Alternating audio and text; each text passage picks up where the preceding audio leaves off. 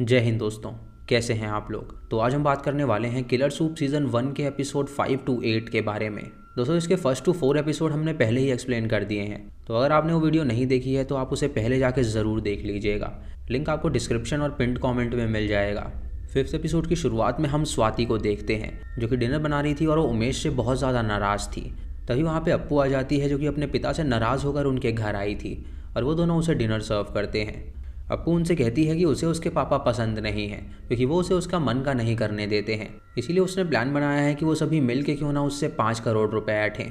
तभी स्वाति उसका खाना फेंक देती है और उसे बहुत डांटती है, जिससे कि अप्पू को बहुत बुरा लगता है और उमेश स्वाति को समझाने के लिए जाता है, लेकिन वो दरवाज़ा बंद कर देती है क्योंकि वो उससे भी बहुत ज़्यादा अपसेट थी। अगली सुबह हसन और उसकी टीम वहाँ पे खुदाई करते हैं जहाँ पे उन्हें एक लाश मिलती है जो कि जली हुई थी। हसन फॉरेंसिक एक्सपर्ट से कहता है कि वो जल्दी से इस लाश के बारे में पता लगाए कि आखिर ये किसकी लाश है, और तभी हसन को उस ग्रेव के अंदर एक कैमरा भी मिलता है जिसके ऊपर नदार का नाम लिखा हुआ था और वो समझ जाता है कि यह नदार का कैमरा है। अगली सुबह जब अप्पू निकल रही होती है तो स्वाति उसे रोक लेती है और उसे कहती है कि उसके पास एक प्लान है। वो जब उमेश और उसे वो प्लान बताती है तो उमेश राजी नहीं होता और उसे कहता है कि इसमें उनकी जान को खतरा हो सकता है। उसके बाद वो बाहर चला जाता है सैंडी के साथ क्रिकेट खेलने के लिए, जहाँ सैंडी उसे बताता है कि उसे एक लड़की से प्यार हो गया है। तो उमेश उससे उसका नाम पूछता है लेकिन वो उसे उसका नाम नहीं बताता क्योंकि ये बात नहीं बता सकता था कि उसे अपनी कज़न से ही प्यार हो गया है। उसके बाद उमेश अंदर आता है और स्वाति से माफ़ी मांगता है जो भी उसने गलतियाँ करी थी, और स्वाति उसे माफ़ कर देती है और उससे कहती है कि उन्हें उस प्लान पे काम करना पड़ेगा। इधर अरविंद सूर्या को अपने खेत में लेकर जाता है जहाँ पे वो ड्रग्स उगाता था, और सूर्या उससे कहता है कि उनकी कंपनी ने 10% डिसाइड किया है, लेकिन अरविंद उसकी बात नहीं मानता और उसे डांट के वहाँ से भगा देता है। इधर लुकास अप्पू के पास आता है और उसे अपने साथ ले जाने लगता है, और स्वाति उसे रोकने की कोशिश करती है तो वो स्वाति को थप्पड़ मार देता है और उसे कहता है कि उसके पास प्रूफ है जिससे साबित हो सकता है कि उमेश उसका आशिक था। ये सुन के स्वाति हैरान हो जाती है और उसे रोकने की कोशिश करती है। स्वाति उससे कहती है कि अप्पू की माँ उसकी बहुत अच्छी दोस्त थी और उसने उसे एक सीक्रेट बताया था जो अप्पू को जानना बहुत ज़्यादा ज़रूरी है। ये सुन के लुकास हैरान हो जाता है और उससे कहता है कि वो सीक्रेट किसी भी तरह सामने नहीं आना चाहिए। तभी अप्पू उस पर अटैक कर देती है जिससे लुकास बेहोश हो जाता है और वो दोनों मिलकर उसे अपने बार्न हाउस में बांध देती हैं। इधर उमेश अरविंद के पास जाता है और उसे अपने घपले के बारे में बताता है, और उमेश ये सुन के हैरान हो जाता है कि उसने उससे 31 करोड़ रुपए चुराए हैं। वो उसे बुरी तरह पीटता है लेकिन बाद में वो उसे माफ़ कर देता है। अप्पू सैंडी के पास जाती है और सैंडी उसे लव यू कह देता है, और ये सुन के अप्पू यक कहती है और वहाँ से भाग निकलती है।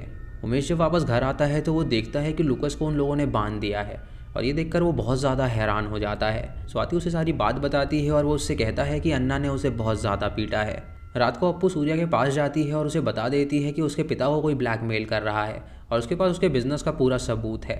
और जब ये बात उसके मालिक को पता चलती है तो वो अरविंद को कॉल करके इस बारे में बताता है।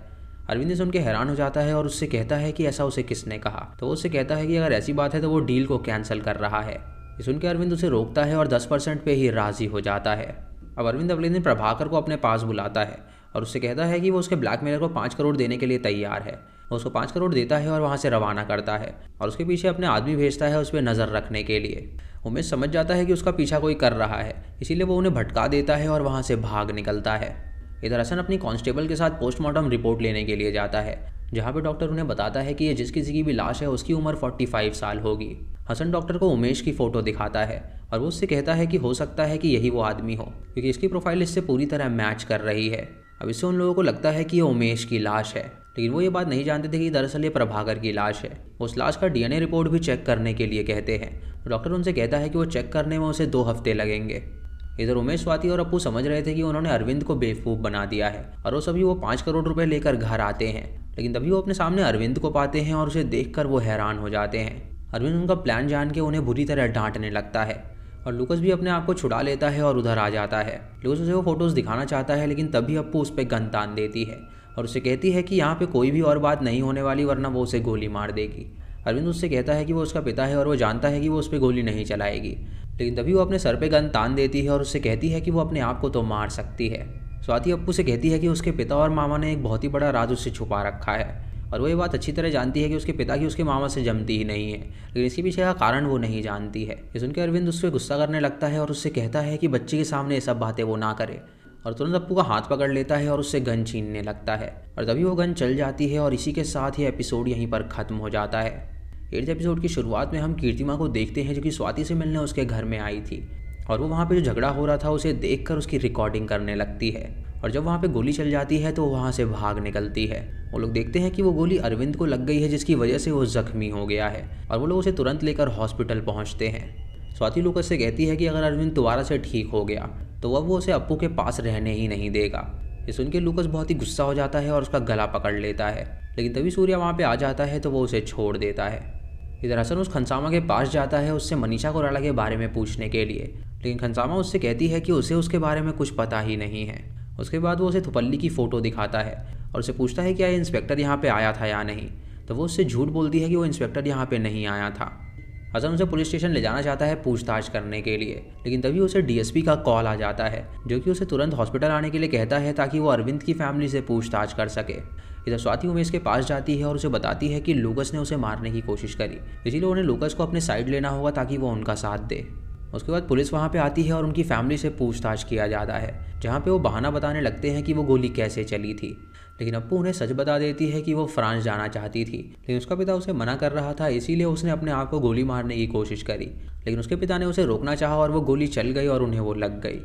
ये सुन के हसन उससे कहता है कि ये तो एक एक्सीडेंट हुआ, इसीलिए वो लोग अरविंद के होश में आने का इंतजार करेंगे ताकि वो उसका बयान ले सकें।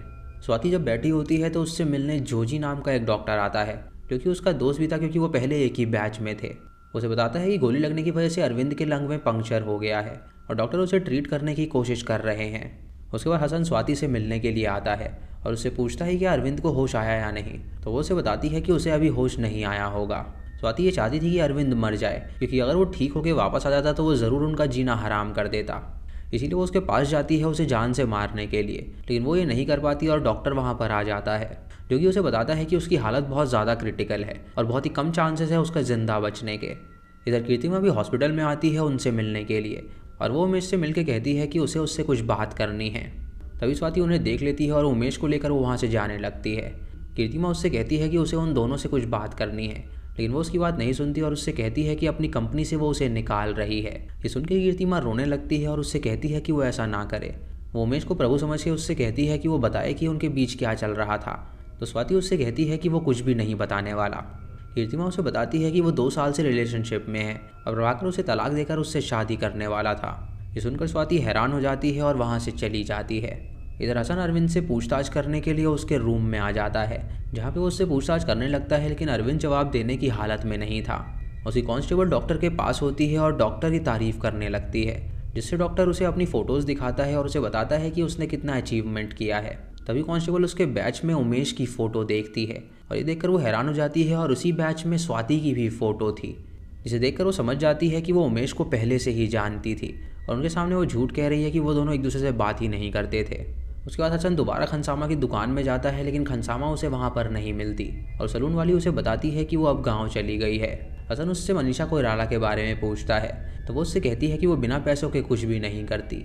ये सुन के हसन उसे पैसे देता है और वो उसे मनीषा कोइराला के फेस के फीचर बताती है। उसे बताती है कि वो बुर्का पहन के आती थी और वो सांवली रंग की है और वो हमेशा एक दिल वाला लॉकेट पहनती है। ये सुन के हसन समझ जाता है कि वो स्वाति के बारे में बात कर रही है, जिससे उसे पता चल जाता है कि मनीषा कोइराला कोई और नहीं बल्कि स्वाति ही है। तभी हसन और आशा उसके घर में आ जाते हैं, क्योंकि उन्हें अब स्वाति की सच्चाई पता चल गई थी, लेकिन उन्हें ये बात नहीं पता थी कि प्रभाकर ही उमेश है। इसीलिए वो उमेश के सामने स्वाति की सच्चाई उसे बताने लगते हैं कि वो उमेश के साथ अफेयर में थी और उसे कई साल उसे धोखा दे रही थी और उसने अपना नकली नाम मनीषा कोइराला रखा हुआ था। उसे भी कहता है कि उमेश जहाँ कहीं भी है वो लोग उसे पकड़ लेंगे, और जब उमेश के सामने वो ये सब बातें कर रहा होता है तो उसे चक्कर आ जाते हैं और वो नीचे गिर जाता है। इधर अरविंद को जब होश आता है तो वो डीएसपी को अपने पास बुलाता है और उससे कहता है कि वो सब उसकी फैमिली से दूर रहें, क्योंकि उनकी फैमिली में जो कुछ भी चल रहा है वो उनका मैटर है, तो पुलिस बीच में नहीं पड़नी चाहिए। अब वो एक बड़ा आदमी था जिसकी धमकी की वजह से डीएसपी डर जाता है और वो हसन को डांटता है और उससे कहता है कि अब वो इस केस को छोड़ दे। अब अरविंद अप्पू को अंदर बुलाता है और उससे माफ़ी मांगता है जो भी उसने उसके साथ बर्ताव किया था। वो उसे कहता है कि अगर उसे फ्रांस जाना है तो वो फ्रांस जा सकती है, और ये कह के वो दम तोड़ देता है और उसकी वहीं पर मौत हो जाती है। तभी कीर्तिमा उमेश को मैसेज भेजती है और उस मैसेज के अंदर वीडियो होती है, क्योंकि सबूत था कि उन लोगों ने मिलकर अरविंद से चोरी करने की कोशिश करी थी और इसी झड़प में अरविंद ने अपने आप को गोली मार ली थी। इसी के साथ ये एपिसोड भी यहीं पर ख़त्म हो जाता है। 7वें एपिसोड की शुरुआत में हमें अरविंद की 13वीं दिखाई जाती है, जहाँ पे सबके लिए भोजन बन रहा था और कई सारे गेस्ट वहाँ पे आए हुए थे। स्वाति ने लूकस को भी अपने साइड कर लिया था उसे धमकी देके, और लूकस उसकी मदद करने के लिए तैयार भी था। लूकस ने स्वाति और उमेश की फ़ोटोज़ जलाने की कोशिश करी थी, लेकिन उसने उसके अंदर एक केमिकल डाल दिया था और उसे अपने पियानो में छुपा दिया था ताकि अगर कोई भी उसे खोले तो वो फ़ोटोज़ अपने आप ही मिट जाएं। स्वाति जब गेस्ट को देख रही होती है तो अचानक वो खनसामा को देखती है जो कि वहाँ पे उससे मिलने के लिए आई थी। वो खनसामा से मिलती है और उससे पूछती है कि वो यहाँ पे क्या कर रही है। तो वो उसका सूप चख के उससे कहती है कि अभी भी वो सूप बनाना ढंग से नहीं सीखी है। खनसामा उसे ये भी बताती है कि पुलिस उसे ढूंढ रही है क्योंकि उनका मानना है कि उसने ही उनके पुलिस ऑफिसर को मारा है। इधर अरविंद का लॉयर उनके फैमिली मेम्बर्स से बात करने के लिए आता है जहां वो उनसे कहता है कि उन्होंने मरने से पहले उसको वसीयत दी थी जिसमें उन्होंने अपनी सारी प्रॉपर्टी अपनी इकलौती बेटी के नाम करी है और बाकी सारे फैमिली मेम्बर्स को उन्होंने कुछ कुछ दिया ही है। सैंडी को उन्होंने एक फ्लैट दिया है लेकिन तभी वो फ्लैट वो यूज़ कर पाएगा जब वो कॉलेज को पास आउट करेगा। ये सुन के सभी लोग हैरान हो जाते हैं क्योंकि अन्ना ने उसके भाई को कुछ भी नहीं दिया था। तभी वहाँ पे हसन अपनी फोर्स लेकर आ जाता है स्वाति को गिरफ्तार करने के लिए, लेकिन तभी अरविंद के आदमी वहाँ पर आ जाते हैं और उनसे कहते हैं कि वो उनके सामने अन्ना के परिवार को छू नहीं सकते। लुकस उससे कहता है कि अरविंद ने पहले ही पुलिस को बता दिया था कि उसकी फैमिली को वो लोग ज़रा भी परेशान ना करें, इसीलिए वो वहाँ से जाने लगता है। लेकिन तभी उसकी नज़र खनसामा पे पड़ती है और वो खनसामा को लेकर पुलिस स्टेशन जाता है उससे पूछताछ करने के लिए। तभी उमेश को कीर्तिमा का मैसेज आता है और वो उसे मिलने के लिए बुलाती है। तो उमेश वहाँ पे पहुँच जाता है उससे मिलने के लिए। कीर्तिमा उससे कहती है कि उसने अरविंद से इतने सारे पैसे क्यों मांगे थे, तो वो उसे कोई भी बात बताने को तैयार नहीं होता। वो उसे कहती है कि वो उसे सारी बात बताता था लेकिन अब वो बहुत ही अजीब तरह बर्ताव करता है। तो उमेश उसके सामने रोने लगता है और उससे कहता है कि वो पूरा बदल गया है। तभी कीर्तिमा उसे किस कर देती है और वो दोनों इंटीमेट होते हैं। इधर हसन जब खनसामा से पूछताछ कर रहा होता है तो वो उसे कोई बात नहीं बताती, लेकिन तभी स्वाति अपना वकील लेकर वहाँ पर आ जाती है खनसामा की साइड से लड़ने के लिए। और डीएसपी ये देखकर हसन को डांटता है और उसे कहता है कि वो लोग बड़े लोग हैं और वो लोग उनका सामना नहीं कर सकते। स्वाति खनसामा को बाहर लेकर जाती है और उसे समझाती है कि उसका हुलिया पुलिस के सामने आने वाला है और हो सकता है कि उस पार्लर वाली ने उसका हुलिया उन्हें बता दिया हो, इसीलिए वो उसे 10,000 रुपये देती है ताकि वो उस पार्लर वाली को दे सके ताकि वो अपना मुंह बंद कर सके और अपना बयान बदल सके। तभी कीर्तिमा स्वाति को कॉल करती है और उसे बताती है कि उसे उससे कुछ बात करनी है। तो स्वाति उसे 7:30 बजे अपनी साइट पे आने के लिए कहती है। इधर सूर्य अप्पू के साथ होता है और वो उससे कहता है कि उसके मामा अब उसका बिजनेस संभाल रहे हैं और 30% पे वो उनके लिए काम करने पे राजी हो गए हैं। ये सुन के अप्पू उससे कहती है कि वो इस डील को रोकना चाहती है और ये सुन के सूर्य हैरान हो जाता है और वो उसे बताती है कि अब वो यहाँ की मालिक है, तो वो इस डील को कैंसिल कर रही है और ये कह के वो वहाँ से चली जाती है। वो अपने मामा को भी कॉल करती है और उसे डांट लगाती है और उसे कहती है कि अब वो यहाँ की मालिक है और वो उसका नौकर है, तो आइंदा वो उससे पूछे बिना कोई भी डिसीजन ना ले। इधर हसन नदार के घर जाता है और देखता है कि उसकी डेस्क से एक चीज़ गायब है।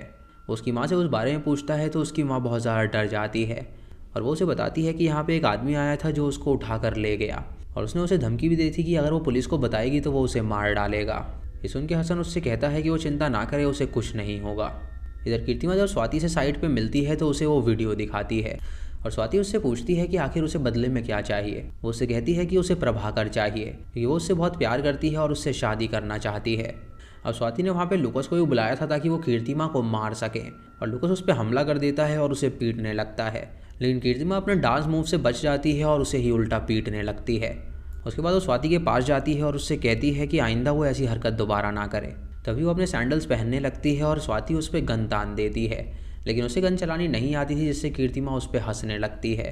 तभी कीर्तिमा का पैर फिसल जाता है और वो साइड से नीचे गिर जाती है जिससे उसकी मौत हो जाती है और लुकस उसकी लाश को ले जाता है और उसे ठिकाने लगा देता है। उसके बाद लुकस उसके घर में जाता है ताकि वो उसके सबूतों को मिटा सके और उसके घर के अंदर उमेश मौजूद था। जब वो उसकी आवाज़ सुनता है तो वो वहाँ से भाग निकलता है। इधर हसन लुकस के घर जाता है क्योंकि अरविंद वहाँ पे अक्सर आया करता था और वो वहाँ पे चीज़ों को देखने लगता है और उसे वहाँ पे एक पियानो के अंदर फ़ोटोज़ मिल जाती हैं। उन फ़ोटोज़ को देख के हैरान हो जाता है, लेकिन उसे ये नहीं पता था कि उसके अंदर एक केमिकल है। उन फ़ोटोज़ को लेकर कीर्तिमा के घर जाता है क्योंकि पुलिस वहाँ पे जमा हो गई थी, क्योंकि उन्हें कीर्तिमा आत्महत्या की अवस्था में मिली थी। वो उसको आत्महत्या करार देते हैं और हसन वहाँ पे वो फ़ोटोज़ डीएसपी को दिखाता है और डीएसपी जब उन फ़ोटोज़ को देखता है तो उसके अंदर कुछ भी नहीं था। ये देखकर हसन हैरान हो जाता है और तभी उसे याद आता है कि फ़ोटोज़ के अंदर एक केमिकल लगा हुआ था और एयर की कॉन्टैक्ट में आने की वजह से वो सारी फ़ोटोज़ हट गई हैं। डीएसपी उससे कहता है कि कीर्तिमा ही मनीषा कोइराला थी और वो उसकी प्रोफाइल से पूरी तरह मैच भी करती है, यानी कि उमेश की वो लवर थी और वो दोनों मिलकर उन्हें ब्लैकमेल कर रहे थे। इधर अप्पू स्वाति से मिलने के लिए आती है और उसे अपने रेस्टोरेंट के बाहर बुलाती है और वो उसे उस रेस्टोरेंट की चाबी देती है और उससे कहती है कि वो यहाँ पे अपना रेस्टोरेंट खोल सकती है, जिससे कि उसका ड्रीम पूरा हो जाएगा और वो उसके लिए ये सब कर रही है। ये सुन के स्वाति खुश हो जाती है और उसे गले लगा लेती है। इधर उमेश को जब पता चलता है कि कीर्तिमा की मौत हो गई है तो वो तुरंत वहाँ पे जाता है उसे देखने के लिए, और उसकी लाश को देखकर उसे बहुत ज़्यादा बुरा लगता है, क्योंकि कीर्तिमा एक अच्छी औरत थी और उसने किसी का बुरा नहीं किया था। इसी के साथ ही एपिसोड यहीं पर ख़त्म हो जाता है। 8th एपिसोड की शुरुआत में हम स्वाति को देखते हैं जिसने एक कैंडल लाइट डिनर तैयार किया हुआ था। जब उमेश वहाँ पर आता है तो वो उसे बताता है कि कीर्तिमा मर चुकी है और उसे पूरा यकीन है कि उसने ही उसे मारा है। ये सुन के स्वाति उससे पूछती है कि क्या वो कीर्तिमा के साथ सोया था, तो वो उससे माफ़ी मांगता है और उससे कहता है कि वो उसकी मदद करना चाहता था। ये सुन के उसका मूड ख़राब हो जाता है और वो उससे नाराज़ होकर चली जाती है। अब कुछ दिनों बाद स्वाति एक हवन कराती है क्योंकि वो अपना रेस्टोरेंट खोलने वाली थी। उमेश बहुत ही ड्रिंक करने लगा था क्योंकि वो कीर्तिमा की मौत से बहुत ज़्यादा परेशान था। जब वो लुकस को वहाँ से जाता हुआ देखता है तो वो उसकी गाड़ी का कांच फोड़ देता है और ये देखकर लुकस उसे बुरी तरह पीटने लगता है। तभी स्वाति वहाँ पर आकर उसे बचाती है और उसे कहती है कि वो उसके पति को ना मारे, लेकिन लुकस उससे कहता है कि वो उसे संभाल के रखे वरना वो उसे अगली बार मार डालेगा। उसके बाद वो उमेश को समझाती है कि उसका गुस्सा बिल्कुल जायज़ है। कीर्तिमा बेकसूर थी लेकिन वो एक एक्सीडेंट था जब वो मरी। उसे ये बताती है कि वो कीर्तिमा के साथ सोया था लेकिन वो उसे एक और चांस देना चाहती है क्योंकि वो उससे प्यार करती है और वो उसके बिना नहीं रह सकती। उसके बाद उमेश अपने फार्म हाउस में जाता है जहाँ पे उसे हसन मिलता है जो कि उसे बताता है कि उसे पता है कि उसकी बीवी ही मनीषा कोइराला है। उससे ये भी कहता है कि उसने उमेश के सारे लेटर्स को जला दिए हैं, और ये सुन के उमेश बहुत ही ज़्यादा रोने लगता है और उसे तुरंत वहाँ से जाने के लिए कहता है। उसे ये बात नहीं बताती कि इतने सालों से वो सारे लेटर जो उसे भेज रहा था वो लेटर उसने एक ही झटके में जला दिए थे। वो हसन को तुरंत वहाँ से जाने के लिए कहता है और वहीं पर दारू पीता रहता है। रात को स्वाति जब वहाँ पर आती है तो वो उससे कहता है कि वो बहुत चालाक है और स्वाति उसकी बात समझ नहीं पाती कि आखिर वो कहना क्या चाहता है। हसन जब अपने ऑफिस पहुँचता है तो वहाँ पे सभी लोग उसकी फेयरवेल पार्टी कर रहे थे और डीएसपी से कहता है कि उसे ज़रूरी काम है तो वो यहाँ से जा रहा है। डीएसपी उसे रोकने की कोशिश करता है लेकिन वो डीएसपी को ही सुना देता है, जिससे डीएसपी को गुस्सा आ जाता है और वो उसे नौकरी से बाहर निकाल देता है और वो आशा का प्रमोशन कर देता है और उसे वो केस थमा देता है। अगले दिन स्वाति खनसामा को एज अ शेफ़ अपने रेस्टोरेंट में रखती है और खनसामा उसे लेकर जंगल की ओर जाती है अपना सीक्रेट इंग्रेडिएंट लेने के लिए। उसे वहाँ पे एक मरा हुआ हिरन मिलता है जिसके ऊपर मशरूम उगे हुए थे और वो उससे कहती है कि यही उसका सीक्रेट इंग्रेडिएंट है जिससे वो सूप एकदम स्वादिष्ट बनता है। वो सभी मिलकर रेस्टोरेंट का इनॉग्रेशन करते हैं और खनसामा उस सूप को बनाने की तैयारी करती है। इधर हसन उस एसिड की बॉटल को ढूंढ रहा होता है जिससे हसन पे अटैक हुआ था, लेकिन वो ये बात जानता था कि उन लोगों ने नाटक किया है और प्रभाकर के बाथरूम में उसने वो बॉटल देख ली थी, लेकिन वो कहाँ से ख़रीदा था उसे नहीं पता था। रात को जब वो सड़क से जा रहा होता है तो अचानक उसकी गाड़ी ख़राब हो जाती है और वो आशा को कॉल करके बोलता है कि वो यहाँ पर आ जाए उसकी मदद के लिए। इधर रेस्टोरेंट में कई सारे लोग आए होते हैं और सभी के लिए सूप बनाया जाता है, जहाँ पे सभी लोग सूप पीते हैं और वो बहुत ही ज़्यादा खुश हो जाते हैं क्योंकि वैसा सूप उन्होंने ज़िंदगी में कभी पिया ही नहीं था। लुकस उधर अप्पू से मिलने के लिए आता है और उससे एक बात बताना चाहता है। वो उससे कहता है कि वो सीक्रेट उसने उसे छुपा के रखा था लेकिन आज वो उसे बताने जा रहा है। तो अप्पू उसे रोक देती है और उससे कहती है कि वो अपनी माँ के बारे में कुछ भी नहीं जानना चाहती। वो बस इतना जानती है कि वो उसका मामा है और उसके गले लग जाती है। वो डीएसपी भी उस पार्टी में आया होता है जो कि स्वाति को देखकर उसके सूप की तारीफ करता है। उसे ये भी बताता है कि उसने हसन को जॉब से निकाल दिया क्योंकि वो उसके पति से उसके घर में मिलने के लिए गया था। ये सुन के वो हैरान हो जाती है और समझ जाती है कि अगर हसन उससे मिला होगा तो ज़रूर उसने लेटर के बारे में उसे बता दिया होगा। इधर हसन पासी के एक शॉप में जाता है जहाँ पे वो उस एसिड की बोतल को देख लेता है और उसे पता चलता है कि ज़रूर उन लोगों ने यहीं से वो बोतल खरीदी होगी। उसे स्वाति ये फ़ोटो दिखा के पूछता है कि क्या यही वो बोतल ले गई थी, तो दुकानदार उससे कहता है कि यही वो लड़की थी और उसके साथ एक आदमी भी था जो कि बहुत ही जंगली लग रहा था। उसके बाद वो उसे उमेश की फ़ोटो दिखाता है और वो कन्फर्म करता है कि यही वो आदमी था। हसन ये सुन के समझ जाता है कि यानी कि जिसे वो प्रभाकर समझ रहे हैं दरअसल वो उमेश है। इधर आशा के पास फॉरेंसिक से कॉल आता है जहाँ उन्हें बताया जाता है कि वो जो भी बॉडी उन्हें मिली है वो उमेश की नहीं है, और ये सुनकर वो समझ जाती है कि दरअसल वो प्रभाकर की लाश है। वो दोनों तुरंत होटल में जाने के लिए निकल जाते हैं उन्हें गिरफ्तार करने के लिए। तभी खनसामा स्वाति के पास आती है और उसे बताती है कि पुलिस वहाँ पर आ गई है, और ये देखकर वो बहुत ही घबरा जाती है। इधर उमेश सबके सामने स्टेज पर आ जाता है और उसने उस इंग्रेडिएंट को डाल के सूप को ज़्यादा ही पी लिया था, जिसकी वजह से वो नशे में आ गया था और सबके सामने सच उगलने वाला होता है। तभी स्वाति वहाँ पर आकर उसे रोकने की कोशिश करती है, लेकिन वो उसे डांटता है और उससे कहता है कि उसकी वजह से ये सब हुआ है। वो सबके सामने अपनी आइडेंटिटी बता देता है और सबसे कहता है कि दरअसल वो प्रभाकर नहीं बल्कि उमेश है। जब पुलिस उसे गिरफ्तार करने के लिए आती है तो वो उन पर गन तान देता है और उसे कहता है कि कोई भी यहाँ पर नहीं आएगा। तभी अचानक उसका पैर फिसल जाता है और वो नीचे गिर जाता है और स्वाति गन अपने हाथ में ले लेती है और उन सब पे तान देती है। तभी उमेश को खून की उल्टी हो जाती है और तुरंत उसे हॉस्पिटल ले जाया जाता है। इधर हसन स्वाति को समझाने के लिए जाता है कि वो अपने आप को सरेंडर कर दे, लेकिन स्वाति उसके सामने पहाड़ से नीचे नदी में कूद जाती है। लेकिन हम देखते हैं कि वो अभी जिंदा है और वो तैर के वहाँ से बाहर निकलती है। इधर डीएसपी जब उमेश को लेकर हॉस्पिटल पहुँचता है तो देखता है कि उमेश गाड़ी में मौजूद ही नहीं है, यानी वो उन्हें चकमा देकर वहाँ से भाग निकला था। उसके बाद हम उन दोनों को एक बस में देखते हैं कि वो उनका प्लान था वहाँ से भागने का, और वो दोनों भागने में सफल हो जाते हैं ताकि वो अपनी लाइफ जी सकें। और इसी के साथ ही एपिसोड यहीं पर ख़त्म हो जाता है। तो दोस्तों ये थी इसके लास्ट एपिसोड की कहानी। स्वाति और उमेश की लाइफ इतनी ज़्यादा हेक्टिक हो गई थी कि उन लोगों ने वहाँ से भागने का सोचा। दोस्तों बात करें सीरीज़ की तो ये एक एवरेज सीरीज़ है, जहाँ पे मुझे कोंकणा सेन और मनोज बाजपेयी की एक्टिंग बहुत ही बढ़िया लगी। बाकी सभी लोगों ने भी बहुत ही बढ़िया काम किया है और इस सीरीज़ को आप नेटफ्लिक्स पे देख सकते हैं। तो दोस्तों ये थी आज की वीडियो। अगर आपको वीडियो पसंद आई हो तो आप हमें कमेंट सेक्शन में ज़रूर बताएं।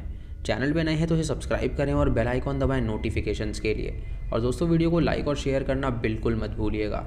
तो मैं मिलता हूँ आपको अगली वीडियो में, तब तक के लिए जय हिंद।